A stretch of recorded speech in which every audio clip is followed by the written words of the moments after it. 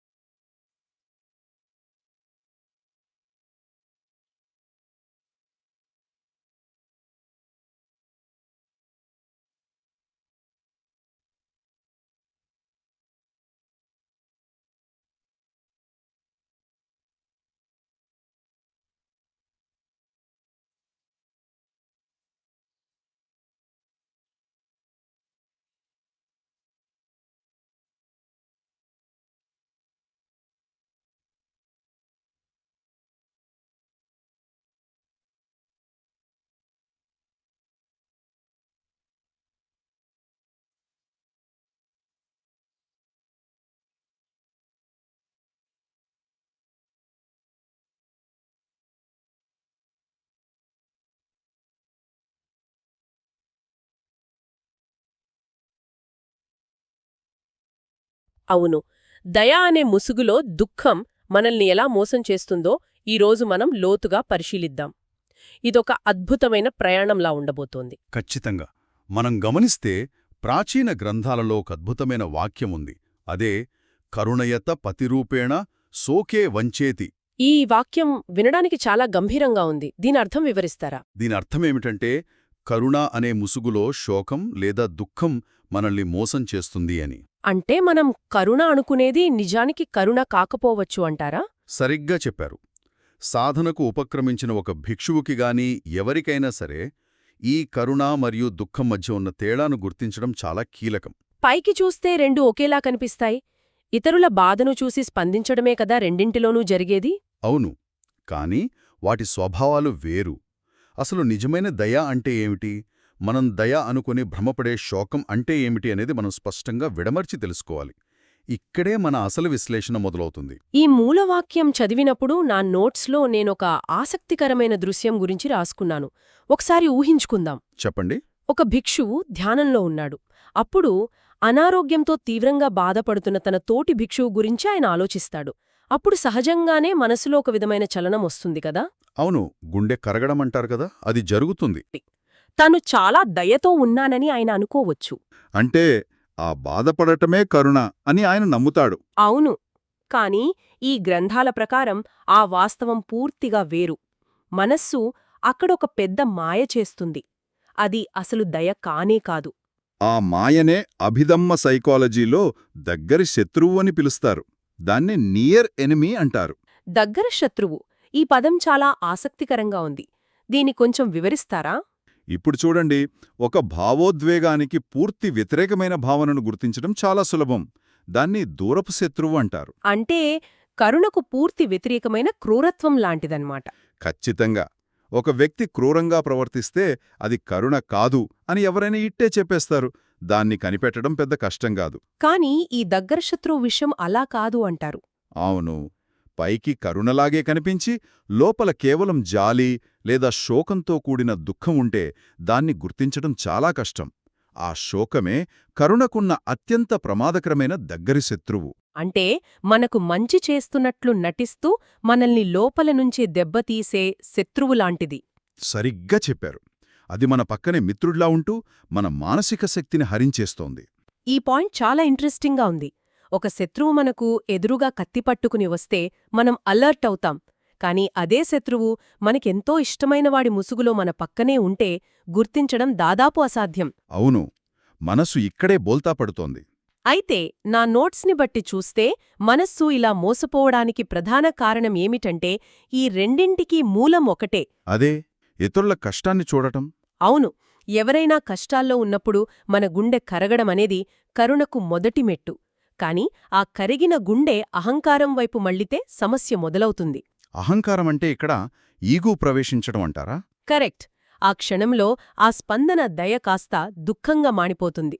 ఇక్కడే మనస్సు దారి తప్పుతుందని ఈ ఆర్టికల్స్ చాలా స్పష్టంగా వివరిస్తున్నాయి. ఆ విశ్లేషణ చాలా లోతైనది.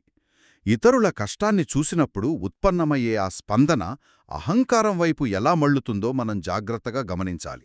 అంటే ఒక భిక్షువు మరొక అనారోగ్యంతో ఉన్న భిక్షువును చూసినప్పుడు వచ్చే ఆలోచనల గురించి కదా? అవును, ఆ భిక్షువు ఏమనుకుంటాడు? అయ్యో, ఈయన ఎలా బాధపడుతున్నాడే, నేను చూడలేకపోతున్నాను అని అనుకుంటాడు. అక్కడ గమనించాల్సింది నేను చూడలేకపోతున్నాను అనే పదాన్ని. ఓహో, అంటే అక్కడ నేను అనే వ్యక్తిగతమైన అనుబంధం లేదా అటాచ్మెంట్ ప్రవేశించిందనమాట. కరెక్ట్. ఆ స్పందన అవతలి వ్యక్తి బాధను తగ్గించే దయగా కాకుండా మన స్వంత శోకానికి దారితీస్తుంది. అంటే అవతలి వాళ్ల బాధ కంటే వాళ్ళని అలా చూడలేక మనం పడే బాధే మనకెక్కువైపోతుంది. సరిగ్గా పట్టుకున్నారు. అహంకారం మనస్సును ఆవరించినప్పుడు వారిని ఆ స్థితిలో చూడలేక మనం పడే బాధే మనకు ప్రధానమైపోతుంది. ఇది ఏమాత్రం సహాయకారి కాదు. దీన్నే కుశల మరియు అకుశల లక్షణాలుగా ఈ మూల గ్రంథాలు విభజించాయి. నా దగ్గరున్న రీసెర్చ్ ప్రకారం చూస్తే కరుణ అనేది కుశలమైనది అని ఉంది. కుశలమైనది అంటే అత్యంత నైపుణ్యంతో కూడిన లక్షణం లేదా స్కిల్ఫుల్ స్టేట్ కదా? అవును, ఈ కరుణ అనేది మానసిక బలాన్ని, స్పష్టతను ఇస్తుంది.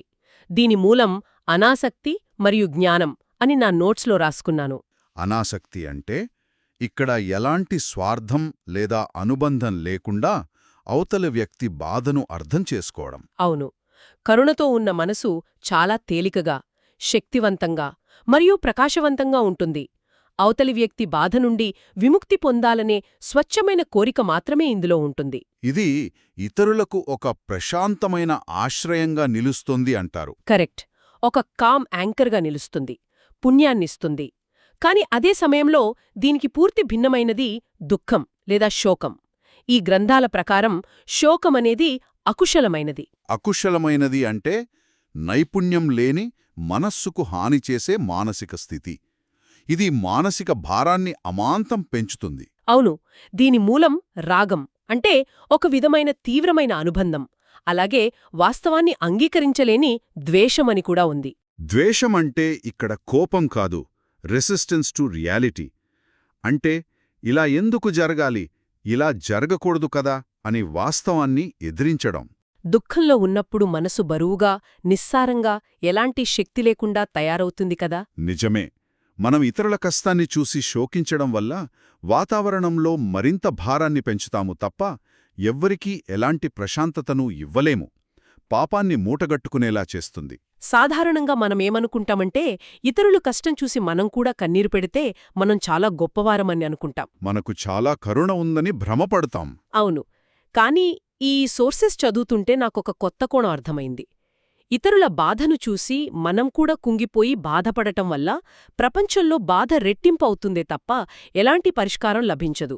దీన్ని మరింత స్పష్టంగా అర్థం చేసుకోవడానికి ఒక ఉదాహరణ చెబుతారా? తప్పకుండా. ఇక్కడ నాకొక ఉదాహరణ గుర్తొస్తుంది. ఇప్పుడు ఒక వ్యక్తి నీటిలో మునిగిపోతూ సాయం కోసం అరుస్తున్నాడు అనుకుందాం. అవును, అప్పుడు మనమేం చెయ్యాలి? అలాంటిదే. అద్భుతమైన అనాలజీ ఇది. ఈ పరిస్థితికి అతికినట్లు సరిపోతుంది. అవతలి వారిని రక్షించాలంటే ముందు మనం ఒడ్డున స్థిరంగా, నిలకడగా ఉండాలి. వారిని ఒడ్డుకు చేర్చడానికి కావలసిన మానసిక బలం కేవలం నిజమైన కరుణ మాత్రమే ఇస్తుంది, మన శోకం కాదు. ఖచ్చితంగా. ఆ మానసిక సమతుల్యత గురించి బుద్ధుని బోధనలలో చాలా స్పష్టంగా వివరించబడింది. ఇతరులకు సాయం చేయాలంటే మనలోని అహంకారాన్ని పక్కనబెట్టాలి. అంటే క్రియాశీలకమైన మంచి ఉద్దేశంతో, యాక్టివ్ గుడ్ విల్తో వ్యవహరించాలి. అవును. గ్రంథాలలో బుద్ధుని జీవితానికి సంబంధించిన ఎన్నో సంఘటనలున్నాయి. ఒకసారి ఒక భిక్షువు తీవ్రమైన చర్మవ్యాధితో బాధపడుతూ ఉంటాడు. ఆయన్నందరూ వదిలేసుంటారు కదా. అవును, అందరిచేత వదిలివేయబడి ఉంటాడు. అప్పుడు బుద్ధుడు స్వయంగా వెళ్లి ఆ భిక్షువు గాయాలను శుభ్రం చేస్తాడు. అదొక గొప్ప కరుణాపూరితమైన దృశ్యం. కాని అక్కడ గమనించాల్సిన విషయమేంటంటే, బుద్ధుడు శోకంతో కన్నీరు కార్చుకుంటూ కూర్చోలేదు. పూర్తి స్పృహతో అవతలివారికి ఏ సేవ అవసరమో దానిని అత్యంత ప్రశాంతమైన మనసుతో అందించాడు. అంటే తన స్వంత బాధను అక్కడ చూపించలేదు. ఆచరణలో ఉండాల్సిన సరైన విధానం అదే. అవును. ఇది వినడానికి చాలా బాగుంది, కాని ప్రాక్టికల్గా ఆలోచిస్తే నాకొక సందేహం వస్తోంది. ఏంటని? ఒక భిక్షువు లేదా సాధకుడు తన తోటివారికి సేవ చేస్తున్నప్పుడు ఆ బాధను చూసి మనస్సులో దుఃఖం కలుగుతున్నట్లు అనిపిస్తే అప్పుడు ఏమి చెయ్యాలి? కన్నీరు రావడమనేది చాలా సహజమైన ప్రక్రియ కదా. అది సహజమే, కాని దాన్ని ఎలా అధిగమించాలి అనేది ప్రాక్టీస్. ఇక్కడే నా నోట్స్లో ఉపేక్ష అనే పదం పదే పదే కనిపిస్తోంది. ఉపేక్ష అనగా మానసిక సమతుల్యత. మనస్సులోకి శోకం లేదా దుఃఖం ప్రవేశిస్తోందని గుర్తించిన వెంటనే ఆ దృష్టిని ఉపేక్ష వైపు మళ్లించాలని ఈ గ్రంథాలు చెబుతున్నాయి. అవును, సరిగ్గా చెప్పారు. అసలీ ఉపేక్షను ఆచరణలో ఎలా అమలు చేయాలి? ఉపేక్ష అనగానే చాలామంది అది ఒక రకమైన నిర్లక్ష్యం లేదా పట్టింపు లేకపోవడం అని పొరబడుతుంటారు. కానీ అది నిజం కాదు. పట్టింపు లేకపోతే అది దయ ఎలా అవుతుంది కదా. అందుకే ఉపేక్ష అంటే ఒక లోతైన మానసిక సమతుల్యత అని అర్థం చేసుకోవాలి. ధ్యానంలో ఉన్నప్పుడు గాని లేదా సేవ చేస్తున్నప్పుడు గాని ఇతరుల కష్టాన్ని తలుచుకుని గుండె బరువెక్కుతున్నట్లు అనిపిస్తే, శోకం ఆవహిస్తున్నట్లు అనిపిస్తే అప్పుడు వెంటనే కర్మసిద్ధాంతాన్ని గుర్తుకు తెచ్చుకోవాలని బుద్ధుని బోధనలు సూచిస్తున్నాయి. కర్మసిద్ధాంతమా? అంటే ప్రతి జీవి తమ కర్మలకు తామే బాధ్యులు అనే సత్యాన్ని గ్రహించడమా? అవును. ప్రతి జీవి తమ కర్మలకు తామే యజమానులు అనే సత్యాన్ని గ్రహించడం ఇక్కడ ముఖ్యం. ఇది వినడానికి కొంచెం కఠినంగా అనిపించవచ్చు. అవును, సరిగ్గా అదే పాయింట్ నేను అడగబోతున్నాను. ఎవరైనా బాధపడుతుంటే నీ కర్మ నువ్వనుభవించు అనుకోవడం చాలా కఠినంగా ఉంటుంది కదా. మరి దాన్ని కరుణ అని ఎలా అంటారు? ఇక్కడే మనం జాగ్రత్తగా అర్థం చేసుకోవాలి. ఈ కర్మ సిద్ధాంతం వెనుబున్న అసలు సైకాలజీ వేరు. ఆ సైకాలజీ ఏమిటో కొంచెం వివరిస్తారా? చాలా వ్యాలిడ్ పాయింట్ అడిగారు. కర్మ సిద్ధాంతాన్ని గుర్తు చేసుకోవడం అంటే వారి కష్టాలను పట్టించుకోకపోవడం కాదు, లేదా వారిపై ప్రేమను వదిలేయడం అంతకన్నా కాదు. మరేంటి దీని ఉద్దేశ్యం? దీని అసలు అర్థమేమిటంటే, ప్రపంచంలోని ప్రతి ఒక్కరి బాధను మనమే మన భుజాల మీద వేసుకుని మోయలేము అనే వాస్తవాన్ని అంగీకరించటం. మన పరిమితులను మనం గుర్తించటం. అంటే మన చేతుల్లో ఎంతవరకు ఉందో అంతవరకే చేయగలము అనుకోవడమా? అవును. అవతలి వారికి మనం సేవ చేయగలం, మందులివ్వగలం, సాంత్వన చేకూర్చగలం, కానీ వారి బాధను పూర్తిగా మనం గ్రహించి మాయం చేయలేం. ఈ సత్యాన్ని అంగీకరించినప్పుడు మన మనసులో అనవసరమైన భారం తగ్గుతుంది. ఓహో, అప్పుడు వారికి నిజంగా సహాయపడేంత దృఢంగా మన మనస్సు మారుతుందన్నమాట. ఖచ్చితంగా. కర్మ సిద్ధాంతాన్ని ఒక సైకలాజికల్ బౌండరీగా, అనగా ఒక మానసిక సరిహద్దుగా వాడుకోవాలి. అప్పుడు మనసులో కలవరం ఉండదు, కేవలం స్వచ్ఛమైన కరుణ మాత్రమే ఉంటుంది. ఈ పాయింట్తో చాలా క్లారిటీ వచ్చింది. అంటే మన చేతుల్లో ఉన్నది పూర్తి సామర్థ్యంతో సాయం చేయడం వరకే. ఫలితాన్ని లేదా వారి కర్మను మనం మార్చలేము అనే స్పష్టత ఉన్నప్పుడు శోకానికి చోటు ఉండదు. అవును, శోకం అక్కడ నిలవలేదు. ఈ ఆర్టికల్స్ అంతా చదివిన తర్వాత నాకనిపించిందేమిటంటే, దయ అనేది కేవలం ఒక ఫీలింగ్ మాత్రమే కాదు, అదొక యాక్షన్, ఒక క్రియాశీలకమైన చర్య. అద్భుతంగా చెప్పారు. ఒక భిక్షువు అనారోగ్యంతో ఉన్నవారికి చేసే సేవ వెనుక ఉండే మానసిక స్పష్టత అటువంటిదే. అందులో జాలి ఉండదు, శోకం ఉండదు. కేవలం వాస్తవాన్ని అంగీకరించే ధైర్యం, సాయం చెయ్యాలనే స్వచ్ఛమైన సంకల్పం మాత్రమే ఉంటాయి. ఖచ్చితంగా. కరుణ మరియు దుఃఖం మధ్య ఉన్న ఆ సన్నని గీతను గుర్తించడం నిరంతర సాధన ద్వారా మాత్రమే సాధ్యమవుతుంది. కుశలమైన కరుణ ఎల్లప్పుడూ మనస్సుకు వెలుగును, బలాన్నిస్తుంది. మనం ఎదుటివారికి ఒక బలమైన ఆధారంగా నిలబడేలా చేస్తుంది. అదే అకుశలమైన దుఃఖం మనస్సును చీకటిలోకి, భారంలోకి నెట్టుతుంది. మనల్ని కూడా సహాయం చేయలేని నిస్సహాయ స్థితిలోకి తోసేస్తుంది.